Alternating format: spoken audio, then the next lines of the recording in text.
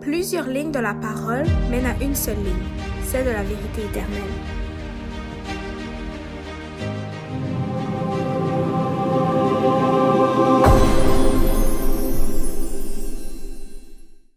Donc, bonjour à tous et à chacun, à ceux et celles qui sont avec nous sur YouTube, en direct et sur Zoom.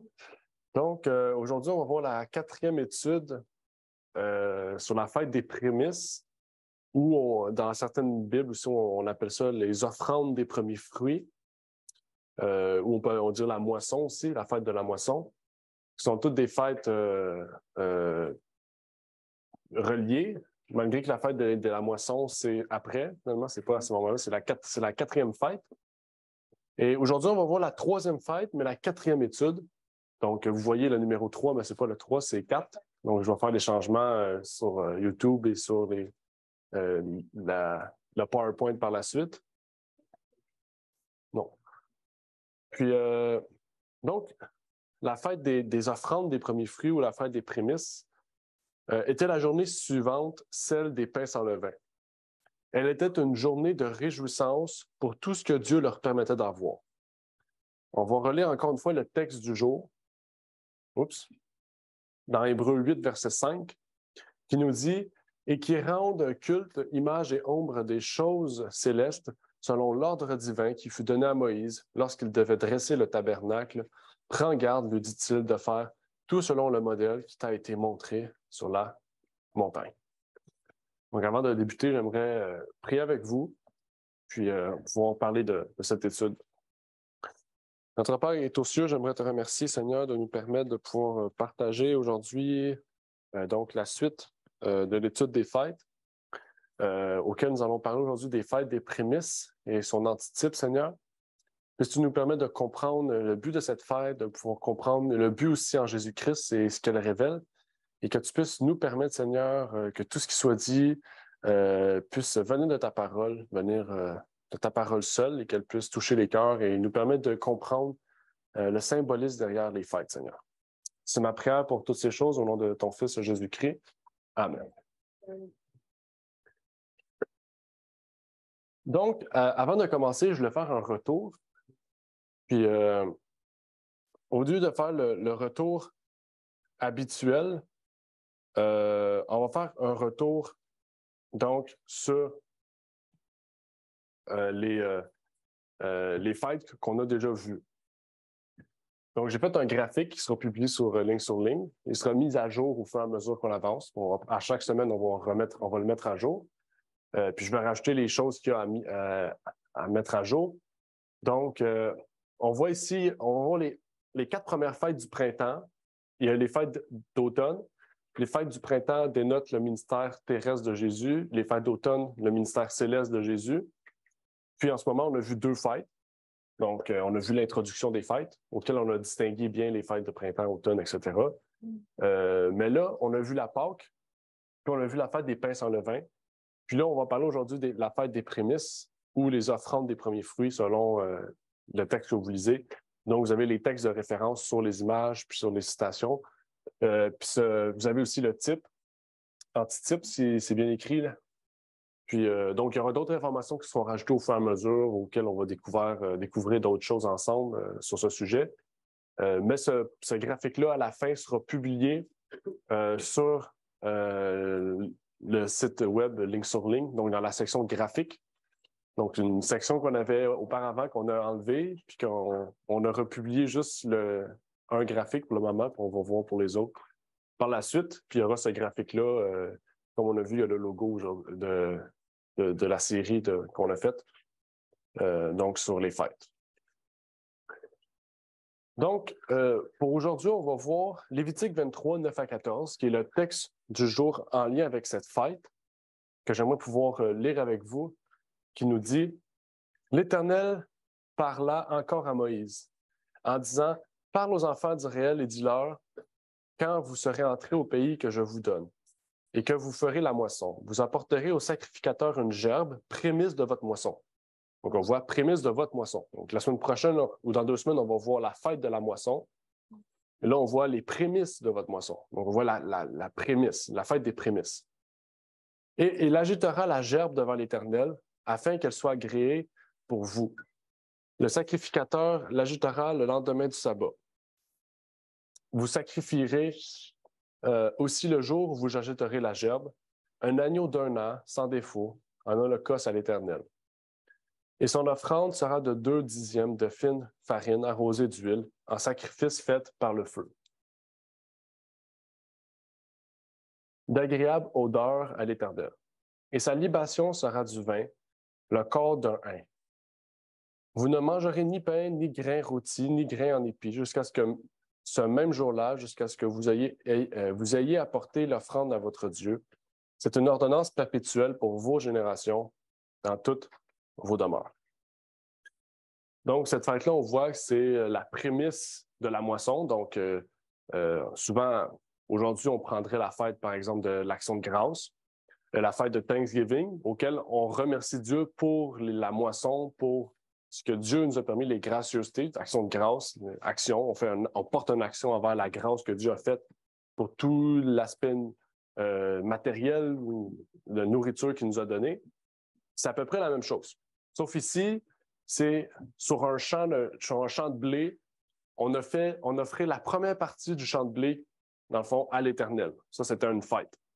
Puis plus tard, il y avait une fête dédiée à la moisson pour remercier Dieu de tous les champs qu'il nous a donnés et les résultats de grâce qu'il nous a donnés. En fait, toutes ces choses-là, c'est un service d'offrande. C'est pour ça que j'ai appelé ça les offrandes des premiers fruits. Dans le fond, c'est les prémices. Okay? On pourrait dire les offrandes des prémices, les offrandes des premiers fruits. Donc, parce qu'en fait, c'était une offrande qu'on offrait, qui était la première offrande de ce que Dieu donnait comme nourriture à chacun des agriculteurs, etc. En fait, quand le temps de la moisson arrivait, cette fête devait être célébrée avant de toucher à ce qui devait être moissonné. Donc, les gens moissonnaient la première partie de leur terrain, ils offraient quelque chose à Dieu, puis après ça, ils pouvaient déchiffrer leur terrain. En fait, l'offrande des premiers fruits arrivait le 3e jour de la fête de la Pâque. Donc, il y avait Pâques, il y avait les pains sans levain, puis après, il y avait l'offrande des premiers fruits. Puis après ça, 50 jours plus tard, il y avait la moisson. C'était tout le temps comme ça, la fête de la moisson. Dans le fond, le 14e jour du mois de Abid, ou Nissan, donc si on se rappelle, Abid, c'est le mois hébreu. Nissan, c'est le mois hébreu sous l'emprise médo-perse. Donc le nom a changé, mais c'est le même mois. La Pâque était consommée. Le 15e jour était le sabbat, et le 16e jour, ou comme la Bible le cite, le lendemain après le sabbat, les prémices étaient agitées devant le Seigneur. Donc, c'est pour ça aussi qu'on voyait les gens agiter des prémices. Ça, c'était un symbole de grâce et de remerciement vers Dieu. En fait, le fait d'agiter les prémices était le service principal de la journée, mais on y parle aussi d'un agneau qui était offert comme une offrande consumée. En fait, aucune part des premiers fruits ne devait être brûlée dans le feu. Okay, c'est un agneau qu'on sacrifiait, mais on apportait les offrandes à Dieu. En fait, comme j'ai dit, ça nous fait penser aux fêtes d'Action de grâce, Thanksgiving, qu'on fête à des moments précis pour d'autres buts aussi, là, bien sûr. Thanksgiving, c'est pour la délivrance de plusieurs autres événements dans le passé. L'Action de grâce, c'est catholique. Thanksgiving, c'est protestant, mais c'est la même fête pour différentes raisons aussi, mais qui rejoint aussi le but en parlant d'offrande, de remerciement. Puis c'est ce qu'il faisait aussi. Comme nous l'avons vu plus tôt, la Pâque, la fête des pains sans levain, et celle de l'offrande pour la moisson se chevauchent exactement jour après jour. Je me mélange dans mes mots, là, des fois c'est... Mais comme vous voyez ici, il y a la Pâque qui symbolise la mort, pain sans levain qui symbolise la tombe, puis après ça, bien, logiquement, il y a la troisième fête qui est reliée jour après jour. Donc, si on voit les pains sans levain, après c'est les prémices, on voit la résurrection. Okay? Puis on va parler de ça. On va parler de tout l'aspect des prémices dans l'antitype, parce que dans l'antitype, c'est beaucoup plus grand que ce qui était dans le type. OK? Donc, on comprend la Pâque, son sacrifice, pain sans levain, sa mort, moisson, résurrection. OK?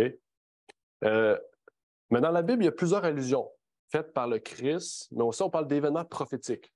On dit souvent les prémices de l'agneau, les prémices Donc, le mot prémisse porte une connotation qui est reliée à Christ, mais qui a amené Christ à un aspect plus grand du mot prémisse. Par exemple, dans 1 Corinthiens 15-20, qui est le texte relié à l'antitype, qui nous dit « Mais maintenant, Christ est ressuscité et il est devenu les prémices de ceux qui sont morts. » Là, c'est là aussi qu'on peut voir que dans l'Apocalypse, on disait la même chose, si vous vous rappelez. On disait que on disait que Christ était les prémices de la résurrection. C'était le premier à avoir ressuscité. C'était la prémisse de cela. Tandis qu'on avait vu que Moïse avait été ressuscité auparavant, donc puis Lazare, donc c'était illogique. Mais on comprend que Christ, il est devenu la prémisse de ceux qui sont morts parce que par sa résurrection, en fait, il apporte la vie. C'est le seul qui a ressuscité et qui a apporté la vie. Parce que quand il est ressuscité, il y a d'autres personnes qui sont ressuscitées. Donc, en fait, c'est la seule fois où quelqu'un est mort et est ressuscité et que par sa résurrection, il a apporté à ceux qui sont morts la vie aussi. C'est ce qui différencie, en fait, la résurrection de Moïse et de, comment il s'appelle, Lazare.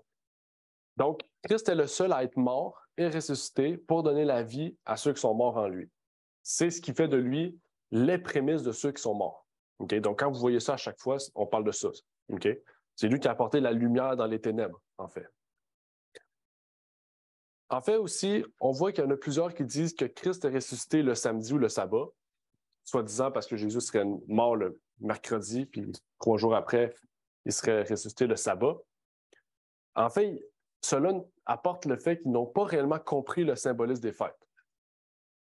Puisque dans Matthieu 28, verset 1, on nous dit « Après le sabbat, à l'aube du premier jour de la semaine, Marie de Magdala et l'autre Marie vinrent pour voir le sépulcre. » Et là, c'est pour ça qu'il y a plusieurs personnes qui, dans le fond, en refusant de croire que Jésus serait ressuscité le dimanche, sont obligés de choisir d'autres versions de Bible.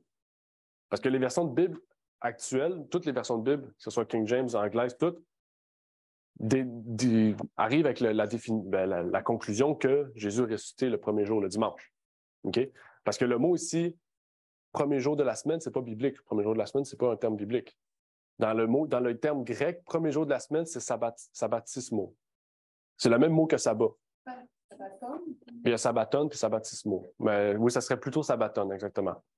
Ça serait sabbaton. Premier jour de la semaine, c'est sabbaton.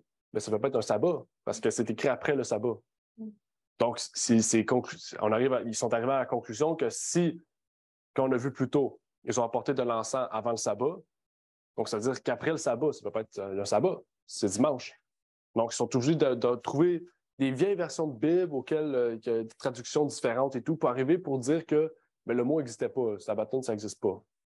Puis là, il y a plusieurs personnes qui utilisent des versions où ça dit pas premier jour de la semaine, ça dit juste que Jésus est ressuscité un jour. J'ai coupé mon son, désolé. Je me trompe tout le temps de bouton. Donc, exactement. Puis on remarque donc que, en fait, tous les historiens et les traducteurs bibliques sont arrivés à la conclusion que Jésus est réellement ressuscité le premier jour de la semaine, parce que, justement, le mot sabbaton ne pouvait pas s'appliquer au sabbat, puisque le sabbat avait déjà été dit auparavant. Donc, c'est une conclusion qui est plutôt logique, parce que sinon, il y aurait eu quelque chose qui se contredirait, une contradiction ici, là. Puis en plus, si on va plus loin, comme on a vu que la Pâque devait mourir le vendredi. C'était un 15, tout le temps un 15. C'était obligé de mourir un 15. Un 14, je pense, ouais. Un 14. Donc, s'il devait mourir un 14, ça devait être soit en l'an 30 ou l'an 33, parce que la Pâque tombait le vendredi. En fait, tout comme Pâques, qui fut vendredi, la fête des pains sans levain, le sabbat, et le lendemain, comme indiqué dans Lévitique, dimanche, les offrandes de la moisson, symbolisant Christ, devaient donc être ressuscitées aussi le dimanche matin. Donc, à l'aube du jour, à l'aube du jour. Non pour en faire de ce jour le jour de repos, parce que Jésus n'a jamais précisé cette fête comme jour de repos, mais plutôt la délivrance des captifs morts. La fête symbolise la résurrection du Christ, mais la délivrance des captifs morts en Jésus-Christ. Plus loin encore, le prêtre ajoutait aussi une poignée de têtes de grain on a vu ça tantôt, que le prêtre devait ajouter un grain, puis il ne devait pas manger ça parce que ça symbolisait quelque chose d'important. D'après le verset 10 de ce que nous avons vu plus tôt, qui représentait le fait que plusieurs captifs ressusciteront en même temps que le Christ. Okay? Dans Matthieu 27, verset 52-53, on nous dit « Les sépulcres s'ouvriront à s'ouvrir et plusieurs corps de saints qui étaient morts ressuscitèrent. » Donc, quand on dit saints, on parle d'hommes justes, donc des personnes qui ont été justifiées. Okay? Ça veut dire que dans le passé, ils ont eu la foi, ils ont obéi au commandement de Dieu et ils ont été déclarés saints pour être ressuscités. Et étant sortis de leur sépulcre après sa résurrection, ils entrèrent dans la sainte cité et ils furent vus de plusieurs personnes. On pourrait ajouter aussi Romains et Éphésiens qui nous citent des passages importants en lien avec ce passage, en nous disant dans Romains 8, verset 29, « Car ceux qu'il a connus d'avance, il les a aussi prédestinés à être conformes à l'image de son Fils, afin que celui-ci soit le premier-né de plusieurs frères. » Donc, ça dit ici que Jésus-Christ, il les a prédestinés à être conformes à l'image de son Fils, afin que celui-ci soit le premier-né de plusieurs frères. Okay? Donc, premier-né, on parle encore de prémisse. Okay? Donc, en fait, Jésus-Christ est le premier-né de plusieurs frères qui ont ressuscité, en fait. C'est ça que le texte veut nous révéler. Donc, ça nous révèle encore l'ampleur de ce terme et de cette idée de la résurrection du Christ. Et pour aller plus loin, il y a Éphésiens 4, verset 8, qui nous dit « C'est pourquoi il est dit, étant monté en haut », le mot aussi pour monter en haut, ça dit « Il a amené captive ». Le mot « captive », c'est « aik kmalaoteo ». OK? « Aik malaoteo ». Puis aussi, on nous dit une multitude de captifs. OK? Et il a distribué des dons aux hommes. Donc, ce qu'on voit ici, c'est qu'il a amené il a amené captive une multitude de captifs. OK? Mais comment on peut amener des captifs qui sont déjà captifs? Donc, ça veut dire que le mot captive ici prend une connotation, un symbolisme, une représentation, une définition différente. Donc, on va aller voir qu'est-ce que le mot captif veut signifier. Le mot ai kmalaoteo. Dans la Strong 162, on nous dit prendre possession de quelque chose par force comme après une évasion. Donc, ce qu'on comprend bien ici, c'est qu'une multitude de captifs, ils sont captifs de la mort. Quand on parle captifs de la mort, on peut inclure la mort éternelle parce qu'avant que Jésus meure, mais il n'y avait plus de résurrection pour eux. Là. Si Jésus il allait pécher, il serait mort pour mort, là, captif éternellement. Donc, en fait, Jésus a pris par force, a pris possession du corps des morts par force de la mort, en fait. Donc, il les a ressuscités par la force. Il les a délivrés de la captivité de la mort par force. Et il les a ramenés à la vie. Donc, c'est un mot fort, en fait. Prendre possession de quelque chose par force, c'est la définition du mot captif. OK? Donc, c'est un mot fort qui est utilisé ici pour dire que Jésus-Christ a pris par force ceux qui étaient morts, en fait. Donc, il a ressuscité. La résurrection, c'est une prise de possession par force de ceux qui sont morts. Donc, ce n'est pas n'importe qui. Christ ne va pas mettre un effort de délivrer quelqu'un pour le plaisir. Hein?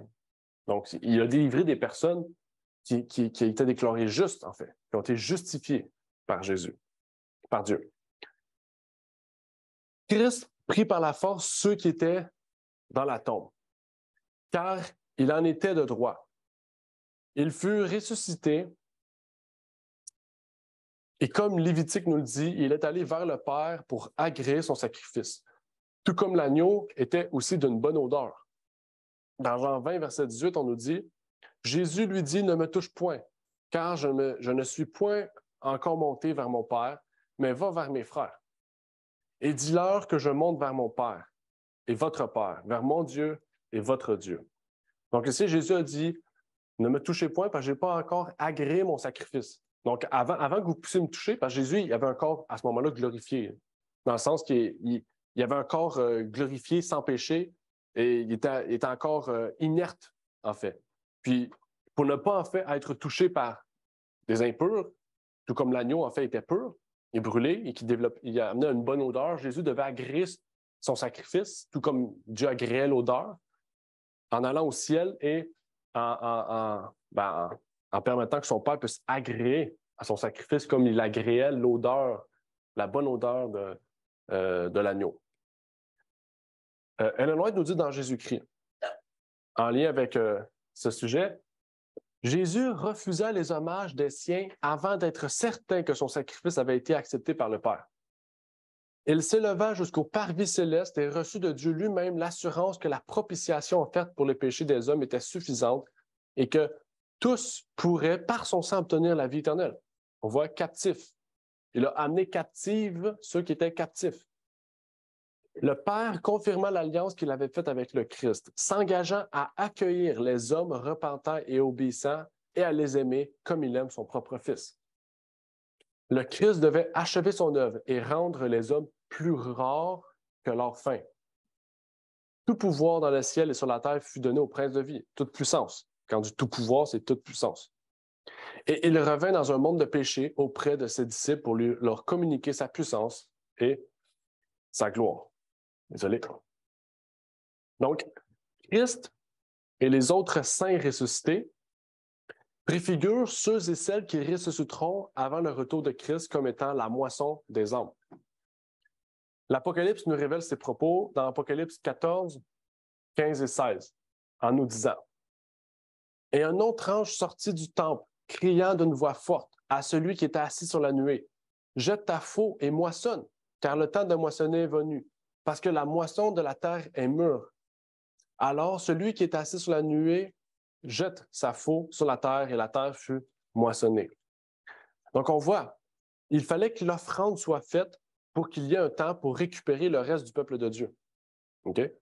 Donc, ce qu'on comprend ici, c'est qu'il y aura ceux qui préfigurent les 144 000, et parce qu'il y aura les prémices de l'agneau, c'est les 144 000, parce que les prémices de l'agneau auront été pris avant la moisson, alors, par la suite, la moisson pourra être délivrée.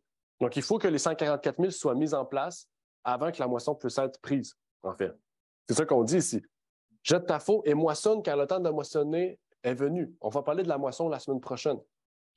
Mais on voit ici que, en fait, les prémices doivent être délivrées avant la moisson.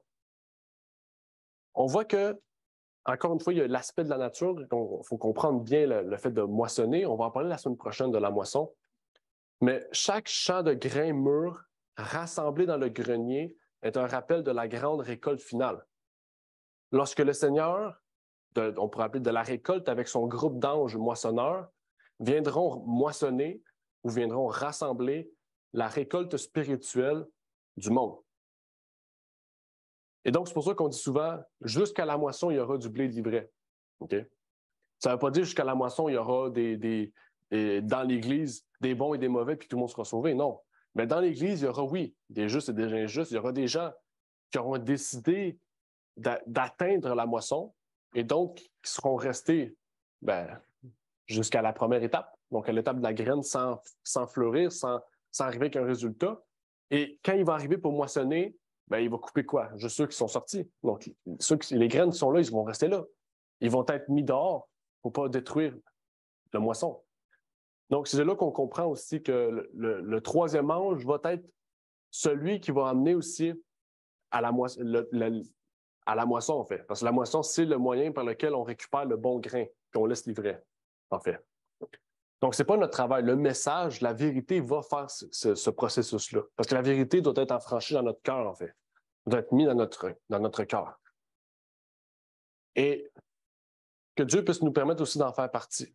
Parce que la promesse nous est dit dans Apocalypse 14, verset 13, « Et j'ai entendu une voix du ciel qui me disait, écrit, heureux dès à présent les morts qui meurent dans le Seigneur. Oui, dit l'Esprit, car ils se reposent de leurs travaux et les œuvres les suivent. » Donc, Dieu nous a donné une espérance aussi de pouvoir être les prémices, de pouvoir être la moisson, de pouvoir être de ceux et celles qui, comme le Christ, quand il est ressuscité, a amené des gens de la captivité de la mort à la vie, qui puissent aussi nous amener de la captivité de la mort ou du monde à la vie éternelle. Donc, c'était l'étude pour aujourd'hui. Donc, c'était une courte étude, comme je vous avais dit. Mais est-ce qu'il y a des... Oh non, c'est le même texte. Donc, est-ce qu'il y avait des questions aujourd'hui pour le sujet du jour sur la fête des prémices? Donc, s'il y a des questions, vous pouvez donc les poser sur YouTube ou vous pouvez les poser aussi sur ici. Vous pouvez les poser aussi, ceux qui sont sur Zoom avec nous, vous pouvez les poser dès maintenant. Là, c'est libre à vous. Dans le fond, ouais, les prémices, c'est la résurrection de Jésus, ouais. Ouais, c'est la résurrection de Jésus. Bon, on peut dire ça. Mais c'est vraiment parce que la fête représentait vraiment, on pourrait dire, un événement. Donc, ça représente l'événement de la résurrection du Christ comme étant une prémisse des résurrections. Parce que quand Jésus est ressuscité, il y a d'autres personnes qui sont ressuscitées en même temps. Donc, ça représente vraiment la résurrection de Jésus parce que c'est lui qui est la prémisse de ceux qui ont la vie. Mais il a ressuscité d'autres personnes pour montrer aussi qu'il y aura d'autres personnes qui vont ressusciter que lui aussi, là, dans le fond. Donc, vraiment, la fête des prémices, c'est, comme antitype, c'est la résurrection du Christ. Dans 2 semaines, on va voir, ou 2 semaines ou 3 semaines, on verra. Là, ça sera la fête de la moisson qu'on va voir. La fête de la moisson, on peut dire la fête de la Pentecôte, dans le fond, plutôt. Donc, les printemps, la dernière fête de printemps. Il y a 4 fêtes en printemps, 3 fêtes en automne. Ouais. Donc, on va voir les 4 fêtes bientôt. La prochaine fois, vous aurez la 3e fête d'affichée avec les textes. Donc, le graphique qui est présenté. oui. Je ne me souviens plus les textes dans le vin, j'étais vraiment désolée. Je me souviens que le vin représentait le péché, mais c'était je me souviens pas, il y avait un lien avec Christ qui était dans la parole. Oui, ça c'est écrit. Le pain sans levain, ça représente la mort de le Christ dans la tombe, c'est ça. On avait compris que le levain, c'était le péché. Exactement. Le pain sans levain, c'est le Christ sans péché. C'est ça, exactement. Ouais.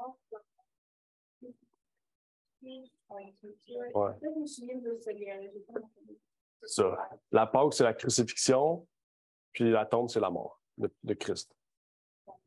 Puis comme tu as dit, le pain sans levain représente le fait que Jésus soit mort sans péché. C'est pas comme si après les deux, comme il a porté nos péchés. Mm-hmm. Exactement. Les quatre premières fêtes sont assez habituelles. Je veux dire, la plupart des personnes savent. Les chrétiens, en général, font un bon type-antitype de ces fêtes-là. C'est les 3 dernières fêtes que c'est plus complexe, corsé, parce que là, c'est futur, c'est historique, souvent. Fait que là, c'est là qu'on mélange. Les chrétiens, la plupart, vont avoir beaucoup de théories, en fait. Vous pourrez les fouiller sur Internet, écrivez Feast Graphic. Vous allez voir, il y a même les baptistes qui identifient les 4 premières fêtes super bien. Mais les 3 dernières fêtes, il y en a qui sont bonnes là, aussi. Souvent, c'est la dernière fête qui est bonne. Là. Mais vraiment, les 4 premières fêtes sont plus simples, plus courtes, comme on voit, c'est 30-40 minutes en général. Mais les 3 dernières fêtes, ça va être long. Ça va être 1 heure, 1h20. Là. C'est presque une prédication. Parce qu'il y a beaucoup d'histoires, d'historiques, d'études à avoir. Mais vraiment, c'est ça. Je ne sais pas s'il y avait d'autres questions.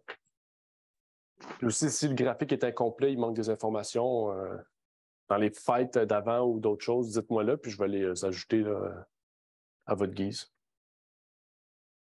Oui, Olivier. Oui, Renard. Il y a des églises qui célèbrent encore certaines fêtes et puis qui ajoutent, il y a une église qui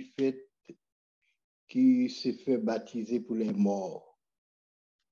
Est-ce que les fêtes, est-ce que c'est un péché si on observe certaines fêtes, sinon c'est juste une perte de temps? Mm-hmm. Oui, bonne question. En fait, si on comprend, en fait, la base de la base, il faut comprendre le but de la loi. C'est pour ça que je vais commencer la première étude dans la compréhension de la loi. On comprend que dans la loi cérémonielle, il y a deux aspects. Puis on l'appelle pas la loi cérémonielle, on l'appelle la loi de Moïse. Dans la Bible, on l'appelle pas réellement la loi cérémonielle. C'est la loi de Moïse. Puis dans la loi de Moïse, il y avait des lois cérémonielles.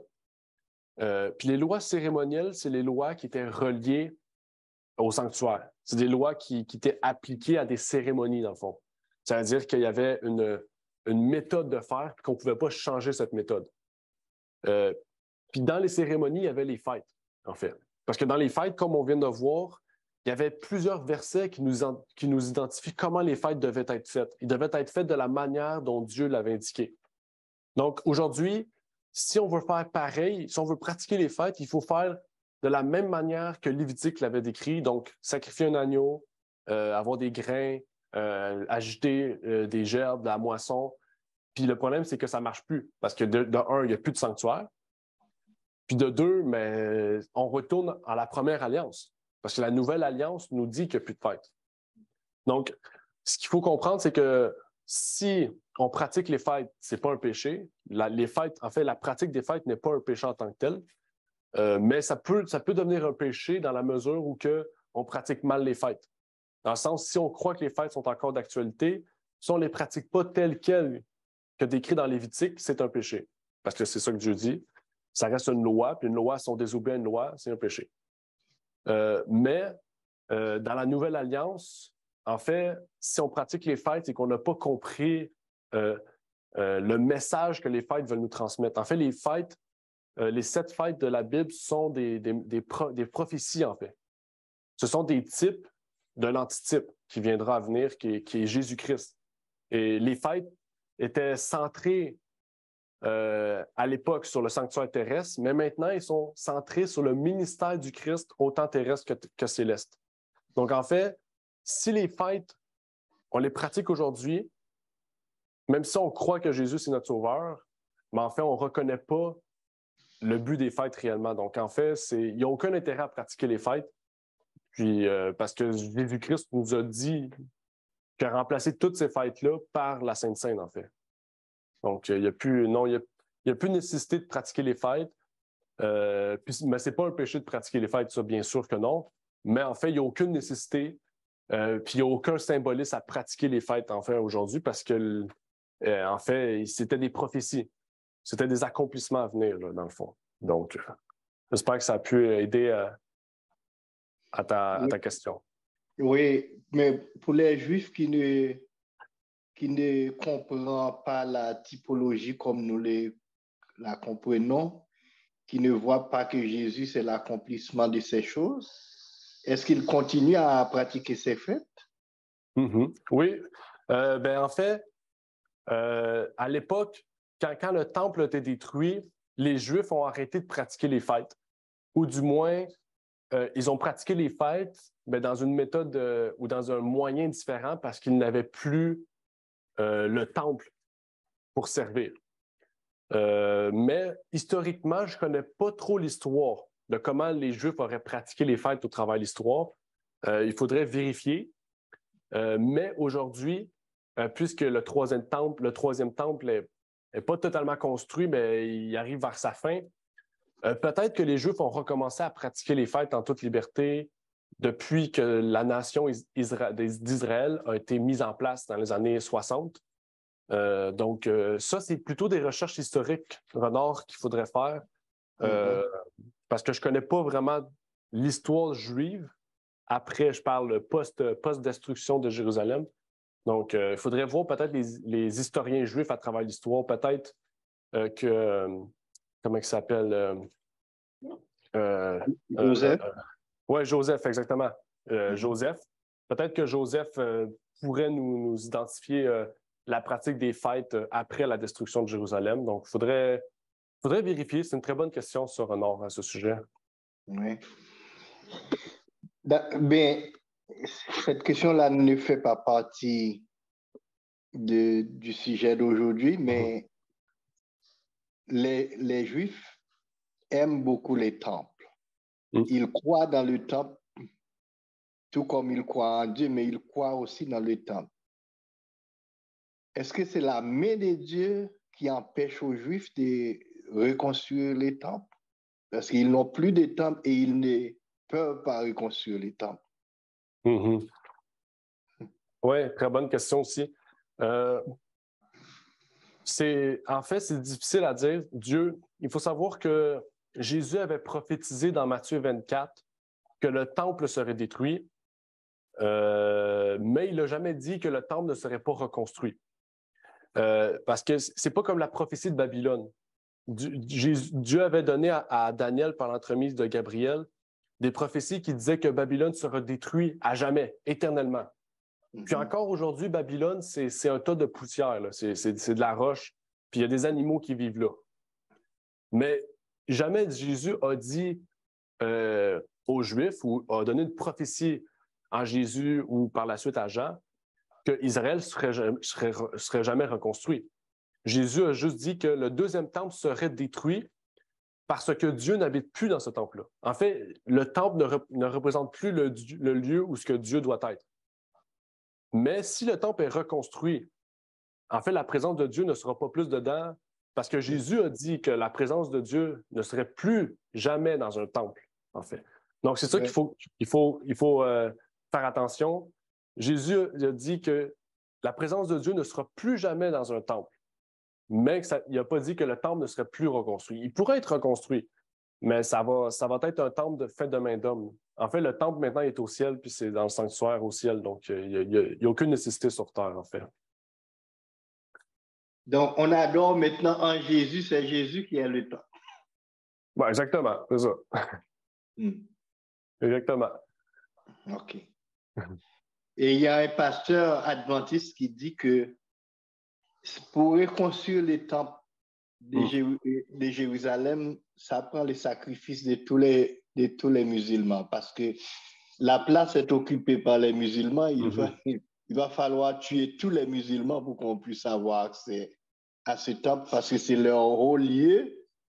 Il n'y a personne qui peut toucher à ça.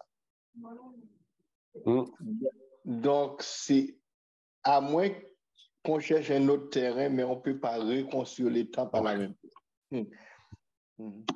OK. Tu m'enverras la vidéo de ce prédicateur, si tu l'as, là, pour que je puisse l'écouter, parce que c'est pas... Oui. Oui, c'est anglais. OK. C'est un pasteur adventiste, malheureusement. D'après ce qu'on dit, il s'est suicidé. Oh. Et c'est Leo Scriven. Si tu cherches Leo Scriven, mais j'ai beaucoup de cassettes Leo Scriven parce que j'étais aux États-Unis et puis j'ai suivi des séminaires avec lui. J'ai même fait prendre des photos avec lui, un jeune homme, mais on m'a dit qu'il s'est suicidé. OK. Oui. OK. Ben ça, c'est des sujets importants parce que aujourd'hui, c'est pas une doctrine, mais c'est des croyances. Ben, on pourrait dire une doctrine, un principe de plus en plus présent qui s'appelle le sionisme chrétien. C'est pas le sionisme juif, c'est pas la même chose. C'est le sionisme chrétien. Puis le sionisme chrétien, c'est ça, c'est de dire que Israël a encore la place principale dans les prophéties bibliques, puis qu'on doit reconstruire le troisième temple pour accomplir les prophéties de Jean, puis de Daniel, puis etc. Puis ça, c'est pas du tout biblique, ça, en fait. Là. Et puis Jésus a dit, voici votre demeure, il sera laissé déserte. Oui, exact. Exact. Ouais. Très bon point. Ça serait un sujet à pouvoir peut-être prêcher sur le sionisme chrétien. Ouais. Il y a beaucoup d'adventistes qui croient à ça aussi. OK. Le monde maintenant fait pas. Oui. Pour l'honneur de Jésus.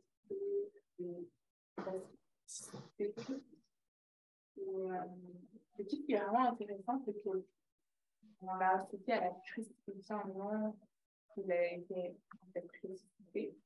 Mais en même temps, les gens, ils ne font même pas la fête, les fins sans levain. Oui, mais c'est ça qu'il faut comprendre, c'est que, parce qu'Aramna a posé la question, que les gens fêtent Pâques aujourd'hui, mais ça, c'est la Pâque juive, c'est pas la Pâque chrétienne. La Pâque chrétienne, c'est avec un S, puis la Pâque juive, c'est sans S. Ouais. J'ai appris ça. Mais la Pâque chrétienne célèbre la résurrection du Christ. qui est le dimanche. Puis la Pâque juive célèbre la crucifixion du Christ. La délivrance du peuple juif, le peuple hébreu en Égypte, qui symbolise la crucifixion. Crucifixion, désolé, il y a trop de choses. Mais il faut savoir, dans l'histoire post-apôtre, on peut dire post-apostolique, la Pâque, c'était la fête, la Pâque chrétienne, c'était la fête de transition qui a mené à l'observation du dimanche. C'est ça qu'il faut comprendre. Quand Constantin a mis la loi du dimanche, avant qu'il mette la loi du dimanche, il a dit « Faisons la Pâque en symbole de la résurrection du Christ. » Puis c'était le soleil invaincu.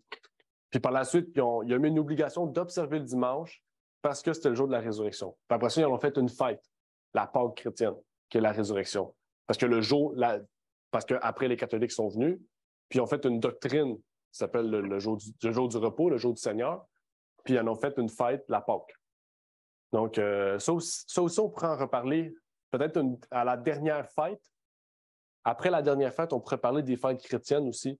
Par exemple, la fête de Pâques, le symbolisme de Pâques aussi, l'histoire de la Pâque chrétienne pour montrer que c'est pas biblique. Donc, ça serait peut-être à rajouter aussi comme 10e étude, peut-être, si ça vous intéresse, bien sûr. Là. Je fais ça toujours pour le besoin des frères et des sœurs. Ça te répond? Ouais. Est-ce qu'il y avait d'autres questions avec la fête des prémices? Il y a quelque chose que les Mormons pratiquent, c'est le baptême pour les morts. Oui. Il semble que c'est quelque chose qui était dans l'Ancien Testament et Paul en a parlé dans le Nouveau Testament. Je ne sais pas quand, mais j'aimerais que tu apportes un éclaircissement quand tu es capable sur ça. Parce qu'il n'y a pas beaucoup d'églises qui les font, mais il y a l'Église mormon qui les font. Oui. Ça serait un bon sujet. Peut-être pas sur le baptême des morts, mais de parler de l'aspect des morts. Parce que les catholiques aussi, ils font la fête des morts. Même qu'ils donnent de l'encens aux morts, des chandelles, des bougies pour apaiser l'âme des morts. Donc, peut-être l'aspect de la célébration des morts, incluant le baptême, puis toutes les célébrations des morts, puis tous ces aspects-là aussi. C'est vrai que les Mormons ils font le baptême des morts, puis les catholiques aussi ont un très fort aspect sur les morts aussi, le purgatoire, puis tout ça. Donc, c'est une très bonne idée. Je vais l'ajouter dans mes études à parler. OK. Je vais terminer par une prière. Par la suite, je vais vous laisser aller. Puis la prochaine fois, donc, il va y avoir d'autres images ici avec les citations. Okay? Donc, à chaque semaine, je vais vous montrer le graphique à cette heure. Puis on va rajouter les informations. Puis à la fin, vous pourrez avoir accès à tout le graphique. Puis comme ça, au lieu d'aller tout voir les études, le PowerPoint, vous aurez un résumé de toutes les fêtes ici. Ça sera publié sur ligne aussi, gratuitement. Donc, je vais prier. Notre Père est aux cieux, je te remercie, Seigneur, pour ce moment que tu nous permets d'avoir, de pouvoir partager ce sujet des fêtes. Puisses-tu nous bénir, Seigneur, dans cette série d'études auxquelles maintenant ça nous révèle et ça nous permet de toucher plusieurs sujets, plusieurs questionnements aussi auxquels on chercherait des réponses, Seigneur. Et donc, puisses-tu nous bénir et nous exhorter toujours à rester dans ta parole, dans ta vérité, et à rechercher, à comprendre ta parole et toujours à mieux comprendre, Seigneur, ce que tu veux nous révéler au travers des sujets bibliques. Et donc, que tu puisses éclairer aussi ceux et celles qui étudieront le sujet des fêtes, puisqu'il y a plusieurs personnes qui pratiquent les fêtes, qui les font encore. Et tu vois à quel point, Seigneur, ça rend caduc ce que ton Fils est venu faire sur la croix. Puisque tes fêtes symbolisaient, étaient des types de la nouvelle alliance, des types du sanctuaire céleste, auxquels ils prennent un aspect spirituel et non pas un aspect pratique. Et donc, que tu puisses, Seigneur, exhorter, toucher le cœur et ouvrir l'esprit à tous ceux et celles qui écouteront ces choses et qui voudront, Seigneur, accepter ta parole et ta vérité.